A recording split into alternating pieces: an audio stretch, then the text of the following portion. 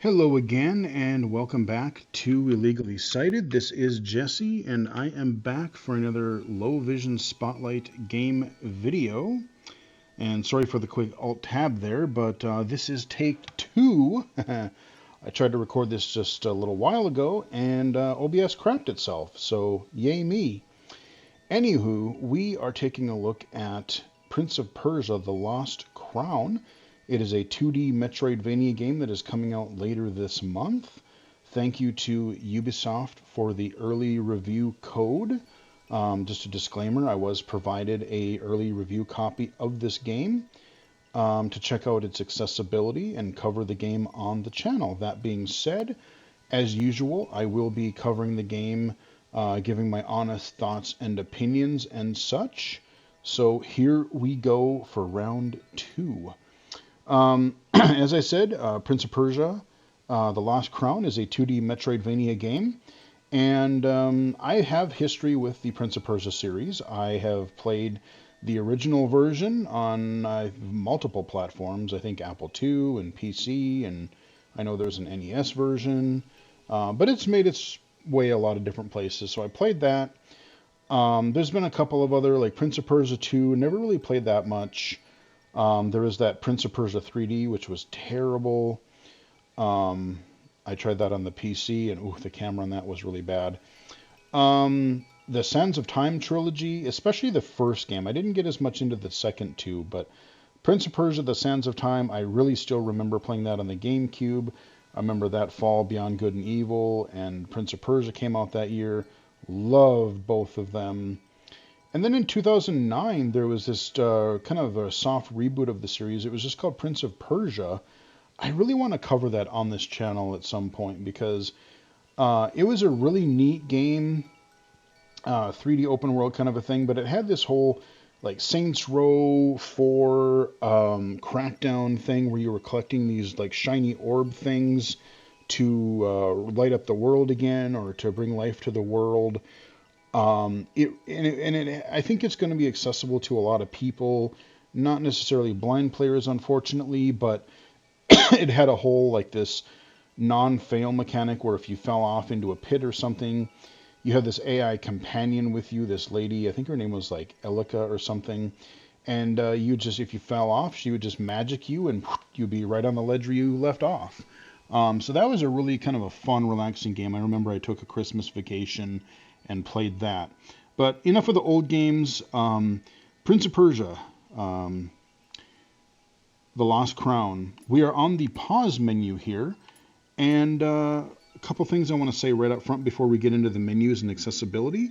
First, I really want to thank Ubisoft for announcing that the game was going to include accessibility features right when the game was announced last year. They didn't wait until launch. They didn't wait until a couple of weeks before launch. As soon as they released the initial announcement trailer, they pretty much had a blog post out right away, and they were detailing a lot of the accessibility features that players would be able to find. And I really, really hope that this becomes a standard and more developers and publishers do that. So very much appreciate that. So we have an options menu and we have a dedicated accessibility menu. I'm going to go under accessibility first and show you what is here. Now you do hear that we do not have menu narration or text-to-speech. I will say right up front, this is a game that is probably not going to be playable to blind players just because of it's a 2D game, but the environments are pretty complex. There are moving platforms. There's a lot of stuff that even I, as a low vision player, sometimes have a little bit of trouble with, even with some of the accessibility features, which I'll get into. But menu narration or text-to-speech doesn't just help blind players. It helps, low vision players like myself, maybe people with cognitive disabilities or autism or sensory, a lot of different other disabilities. And it kind of strikes me as odd that text-to-speech isn't included in this game because Ubisoft, for the past 3 or 4 years now, has actually done a really good job of adding menu narration, text-to-speech in a lot of their games, like their Assassin's Creed games, Watch Dogs Legion, Immortals Phoenix Rising had it. That biking, that what was it called? That extreme sports game that I covered, or like, where you were biking and skiing and all that. I can't remember what it was called. But under accessibility, we do have a not just turning vibration on and off for your controller. I'm using the Xbox Series or Xbox Elite controller, by the way. Playing the PC version through the Ubisoft Connect launcher. But the vibration feedback, you can turn it on and off, but you can also adjust the sensitivity. So if you still want a little bit of a rumble, but not much, you can adjust it via the slider there. Disable screen shake. You can turn that on if you wish. A lot of people like that. Aim assist. This is for ranged weapons. You have a couple of those, and you can have it as normal or a high strength. So I have it on strong right now just to try it. I will say that I have turned a lot of these features up and down, on and off, just to try and see, what I prefer and how each one of these behaves so I can cover them in the video. Melee target assist. So this is where if you're, your melee attack, if there's an enemy on either side of you, you don't necessarily have to always face it. If you have it on, it'll kind of face the direction, then you can just hit the attack button. So especially for like mobility impaired users, that could potentially be very helpful. Platforming assist. Now what this does, there are regular Metroidvania platformings all over the place, but there are sections where you're presented with like a platforming challenge. And I wish the other video would have recorded because I demonstrated it, and now I'm not in that area anymore. But you can go through the area as normal, but if you turn this on at the start of the platforming section, you'll see like a glowy, shimmery portal thing. And you can go through it, and it will take you, in this case, I was at the bottom of this kind of vertical shaft where I was jumping on these leaves and having to shoot arrows at these things for leaves to appear. And I did it my own. I did it on my own, even on the video. I did it manually. But let's say you had trouble with that. You could just go through the portal, and it would just take you all the way right up to the top. So you can avoid those really challenging, dexterous platforming sections. Auto unfreeze, it avoids your button mashing, so if you get frozen, you don't have to tap your way out of it. You have visible indicators, so this is where if things are interactable in the environment, it'll tell you that they're there. That's very helpful. Use alternative font, so more of a dyslexic friendly font. Clear font style for people like it. HUD scale. I have mine set to large. That's the largest you can go. I very much appreciate that. And then we have high contrast. Now I'm going to dive into this a little bit more because I have some thoughts on it. I'm really, really glad that they have this as a feature. They have the offsetting, and then they have 3 presets, and I've played with all 3 of them. But actually, there's a couple. I could see adding even a few more customizations in this area. But that is the accessibility menu. Let's back out and let's go into our options menu. We have tabs across the top here. So gameplay, we have a lot of the same stuff that was under our accessibility menu. When you start the game, you do have a choice between an exploration or a guided mode. Exploration is just like, hey, play it like a Metroidvania, figure out where to go, it's on you. Guided, think about like Metroid Fusion, where they kind of guided you more where to go. They told you where your next objective is, and you can switch that anytime. I've toggled between both. So that's a nice touch. So just screen shake, vibrate, yeah. All this stuff is pretty much the same. Let's go to our next tab. Controls, we've got some mouse sensitivity stuff. We've got customized control options. We can invert our our controls or whatever. We can invert those. Now, difficulty. This is cool. This is another thing that I really like. They have like 5 different presets for difficulty when you first start the game. But beyond that, as you can see here, you have your overall difficulty preset setting. And I've been bouncing between rookie and the next one down, so I've kind of been jumping back and forth.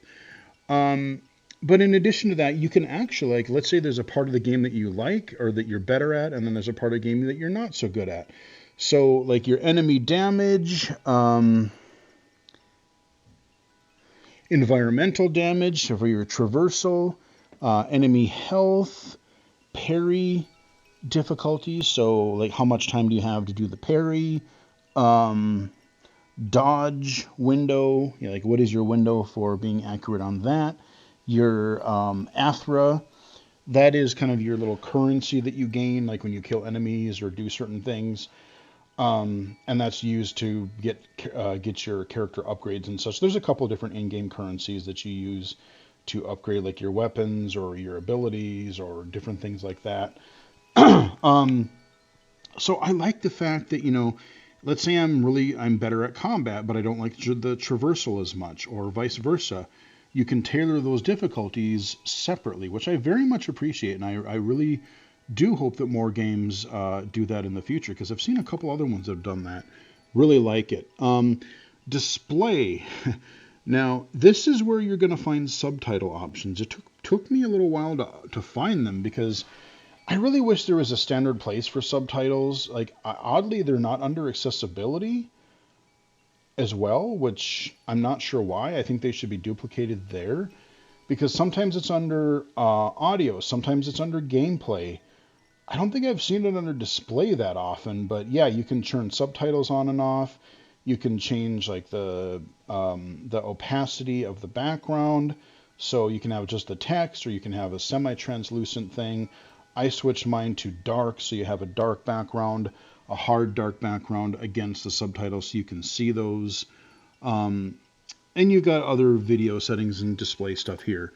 So for sound, you have different volume sliders for your master volume, sound effects, music, voices, environmental. You hear those chimes this whole time because I'm by this wok tree, as they call them. And then you can change your audio language. So that is your options. Now, really quickly, when you pause the game, this is the screen that you come up with here. This is kind of your current mission objective that you have. You also get side quests, which I've done one or two of those already. Here's your character screen, so it kind of gives you some information on what you've got equipped for your character. This is your like your, what do I call it, like amulets. And I just literally, again, I really wish that stupid last video would have recorded, because during that video I actually found a chest that had an amulet container in it. And so, by default, you're only able to carry one or equip one at a time, but I bought one at a store and then I found one in the world. So now each one of these different amulets that give me different kind of passive abilities and such, I can have 3 of them equipped now. So all 3 that I have, they are all 3 equipped. We have our abilities here. So eventually you unlock different abilities. So like you have a tier 1 and a tier 2. One of them kind of does an offensive attack. One of them does a kind of a defensive healing bubble thing for a short time. And you're going to find and be able to choose like which ones you want over time. You're going to get multiple ones. I got one as a reward from a side quest. So yeah, I mean, these are just extra combat things that you can get. This screen is basically some of the other collectibles that I've found. I've gotten from side quests, I've found in chests, I've found from mini bosses I've fought, and then from the prologue. I've just gotten a few different items throughout the game. And then we're back to our system menu. So those are all the menus of the game. So here is our wok tree, as they call them. It's a funny name. But these are essentially your save points. You can regenerate your health, or restore your health. You can, I believe it restores your arrows once you get them. You don't start with a bow and arrow, but I do have that now. And I will say, let me pause it one more time. One thing I will say right off the bat is, even though there is no menu narration, I really, really wish there was. But I was pleasantly surprised to see all of the menus and user interface stuff. The text is reasonably large. When I fired it up the first time, it asked me what language do I want. It asked me to adjust the brightness, a couple of accessibility features. and then boom, we were into it. But look, like all these menus here, we got the highlight option. I like how easy it is to see those. The text size itself is good under the options. And why did I didn't hit the start menu? Knock it off. But yeah, so all of the text is generally really clear, really readable. So that is the menus, and that is the overall accessibility of the game. Now we are looking at this in full color because I want to show you the game a little bit in full color. And then I want to talk a little bit about the high contrast. So I turned on the indicators for environmental interaction so I can talk to her. Welcome. Welcome. So I can talk My or buy efforts things. will aid your journey. Okay, so I already talked to her. Yeah, I wish I would have, like I said, I wish that other video would have recorded. But I can buy things. So this is, again, where I bought that container the first time a while back. You use your Athra currency here, and you can buy different things.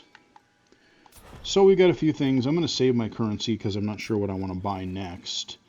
This person down here, we can talk, I suppose. Hi, Sargon. Sargon is our character. Let's talk. You warriors keep going to and fro. Do you ever get tired? Yeah, a little. Not when I have a duty. Duty calls then. Just watch out for traps. They don't care much for duty. Yeah, there's a lot of them. They don't care if you use memory shards either. So go ahead and use them.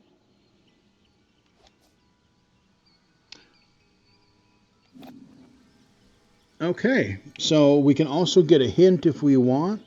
We don't want to, so we're not going to do that. Now, one other accessibility feature that is going to help a lot of people, even I really kind of like, if I hit the back button, select button, whatever you want to call it.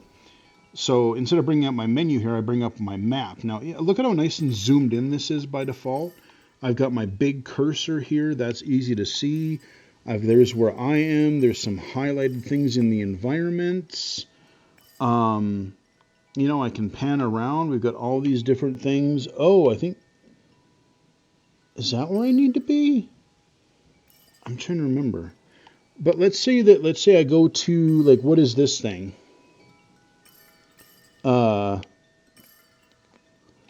View. So at any time when I'm playing the game, I can hit down on the D-pad and it takes a screenshot of where I am. And it just puts it at that point on the map. So again, this is a Metroidvania. So it's like, okay, there's this weird glowy thing. I tried slashing it. Nothing happened. I don't know what this is going to do for me. So I took a screenshot of it. And so now when I'm looking at the map and I'm exploring later, maybe I get an ability and go, oh, that's where that thing was. And I can do that pretty much anywhere. And that's really, really cool. Like I said, I can take, I think, as many as I want to, really. So we got a skull here. Add marker. I think that there's like a boss or something around there. I'm not quite sure what that skull is. But yeah, I think that's going to be really helpful. I can zoom out. I can zoom in. So I've explored a fair bit. Like I said, I've done a couple side quests. I fought a couple mini bosses.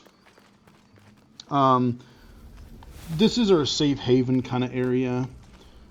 This is a fast travel point. It's a Metroidvania, so of course you want to be able to fast travel.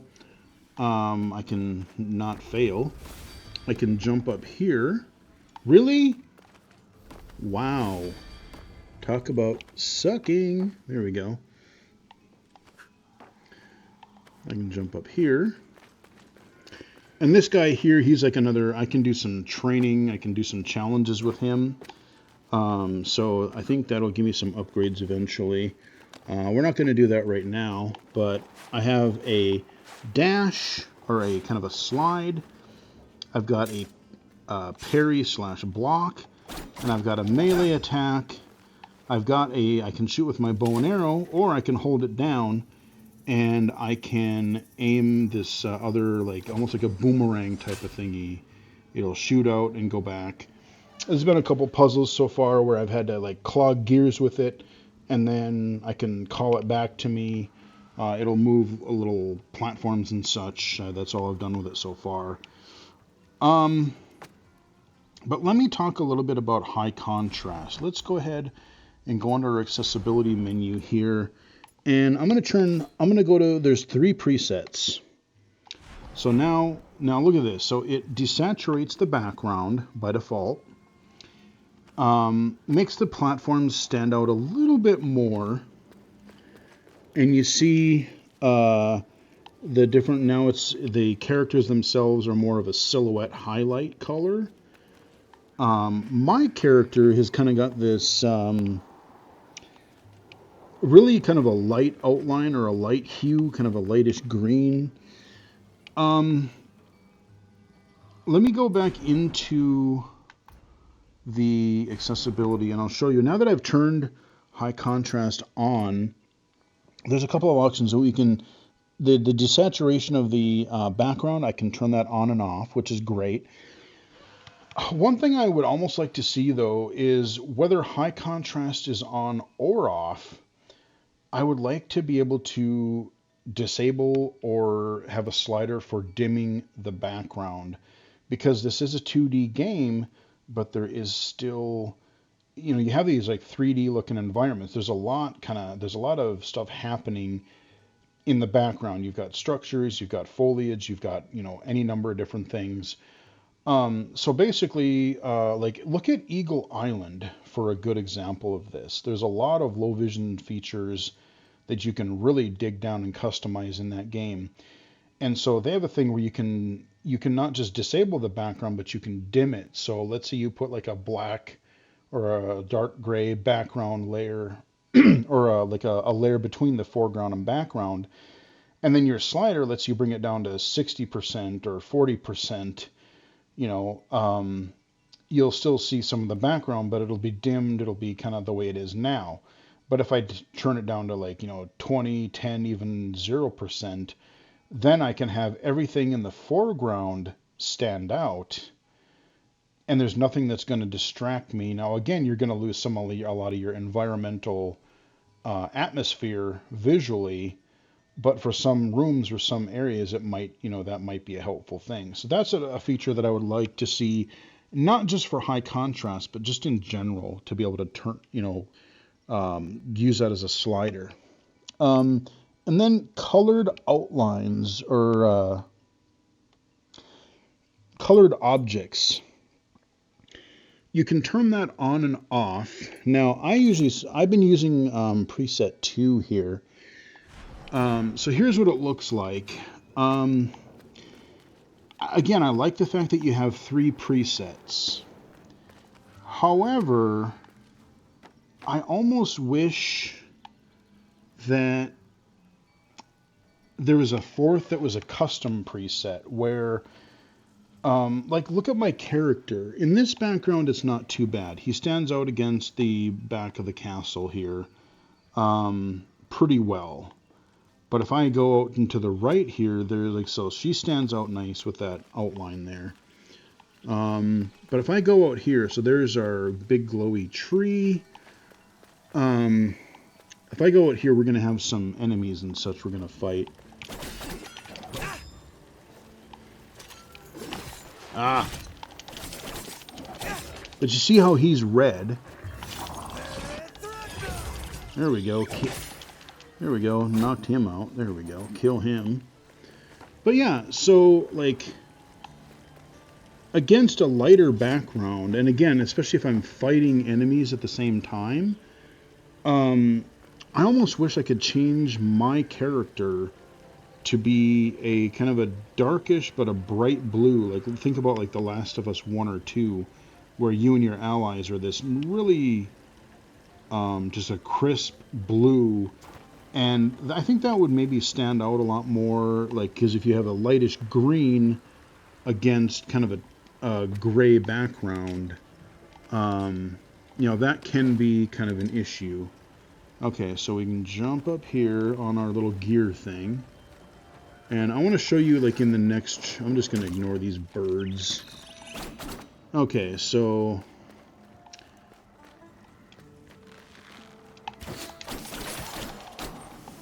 Uh-huh. Dude. Oh, yeah?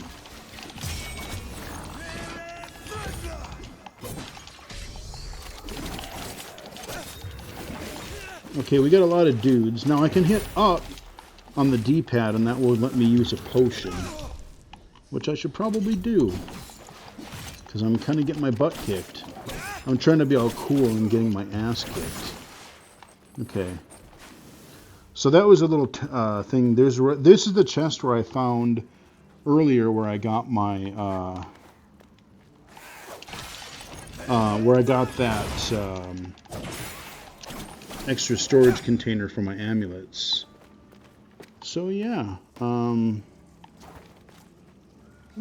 okay. So right here, this flag that I can swing on this background, that stands out very nicely. But there's like one more room to the right, I believe. That's why I'm kind of trying to make my way back to it.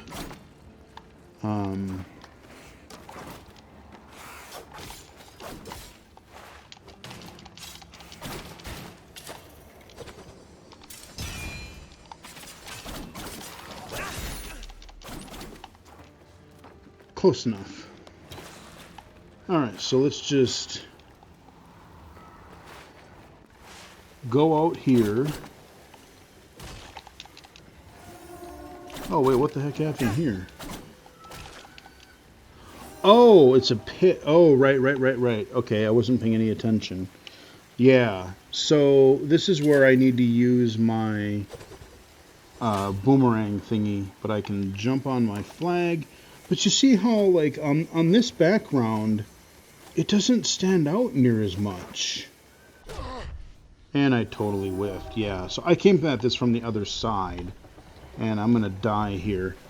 But there's a flagpole, another screen or two to the right, where I didn't see it right away. Even with the high contrast mode, that kind of lighter color, you know, I saw it eventually, but I just, for some reason, my eyes, when I was looking at the screen, I overlooked it. So, being able to set each element to its own color, I think could be really helpful. And then you combine that with, you know, foreground and background, like a dimming slider. Because yes, we've desaturated it, but let me go ahead and turn high contrast off. I'll show you what that looks like off. Well, that one stands out a little better, but the other flagpole that I did when I tried to record this earlier, it didn't really stand out to me because there was kind of a busy background with some kind of rubble castle wall. So the flag kind of, to me, it just sort of blended into the rubble.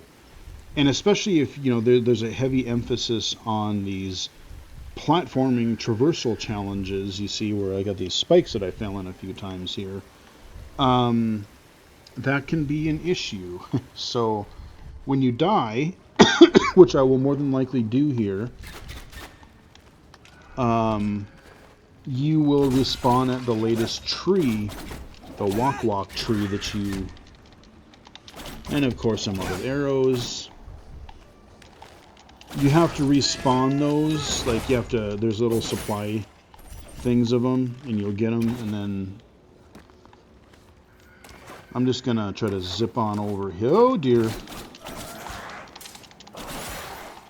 Yeah, screw you, buddy. I'm just gonna zip on over here, since I'm almost dead. Okay, we got, yeah, these birds. Bad birdie. So let's back up over here. And we have restored all of our stuff again. Yay. So, oh, the other thing I will say about these trees is not only do they replenish your supplies, but these are the places where, like, you can't just change your amulets or your abilities anywhere. You can only do it at these, you know, these walk trees, these save points. So, they serve multiple purposes, but I know I didn't do a whole lot of gameplay here, but I wanted to really just stress this is more of an accessibility video. I got the review code specifically to cover the accessibility for Prince of Persia, and that's what I really wanted to focus on. In the last attempt at recording, I did have a little bit more traversal. I did a couple more like platforming challenges, but like I said, just you have OBS to thank for that recording being lost. So yay, thank you OBS. Um, but so like I said, there's a lot I like. I love the fact that they announced the accessibility early. I like the large and clear fonts, the text. Um, I like the three different high contrast options. We've got some subtitle options. We got being able to remap the controls. We got all of those types of things. Now, things I would like to see added or improved. I would love to see text-to-speech narration for all the menus and UI. That would just be even better. That would really help me a lot. I would also like to see a slider to be able to dim or even outright disable the backgrounds. It's up to the player. I mean, I know you're going to lose some of your environmental ambience and atmosphere, but it could be what some people need. So having that opacity layer that you can dim or disable. And I would like to see the ability to have a fourth high contrast mode where you can customize each different element, like your player, your friendly NPCs, enemies, environmental hazards, your any kind of interactables. And again, look at Eagle Island, because even another thing that they did was you could have little like white out like silhouettes around like characters and enemies, or even on the platforms. Like again, this game, it's a beautiful game. I love the art style. But I think sometimes even as a low vision player, like there are things where I think something is a platform and it isn't, or I think something isn't a platform and it actually is. And I just don't see maybe a platform right away. I'll go. Let's say I go up here and I'm like, oh, okay, what am I supposed to do? Okay, I can go to the left there, and right up here I can see that little platform up into the right here. But there's been a couple times where I've missed like I've missed a flagpole. I'm like, oh, there's a flagpole in that kind of busy environment, or there's just a platform that's crumbling, and it's just like a little jagged platform or a leaf that I have to jump on, and they don't always stand out to me. So, maybe just having this, not the whole platform itself, but like the surface that I'm actually walking on. Maybe having that as another like outline or like color that I could turn on, just to be like, yeah, hey, this is a ledge. When I walk any further here, I'm gonna fall.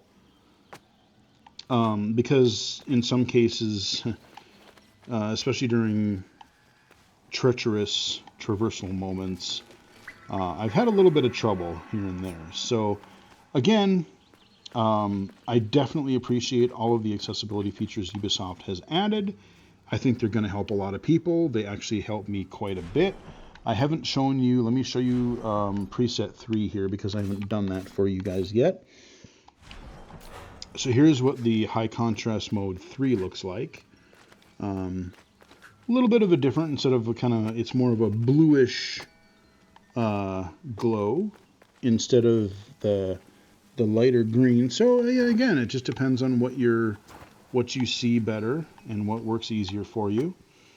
And I do wish that I hope that more companies also include high contrast modes and other visual enhancements like this in their games, because it is very helpful. So that is a quick accessibility look at Prince of Persia: The Lost Crown. It is available on pretty much any platform you like. It is available for your PC, your Xbox, your PlayStation, your Switch, and like I said, I'm playing the Ubisoft Connect version because that's where I got the code. Thank you again to Ubisoft for the early review code for me to cover this game.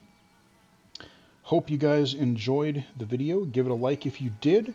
Follow me on Twitter at BGFH79, twitch.tv/illegally-cited, illegally-cited.com, and right here on YouTube. Until next time, I will chat with everybody again later.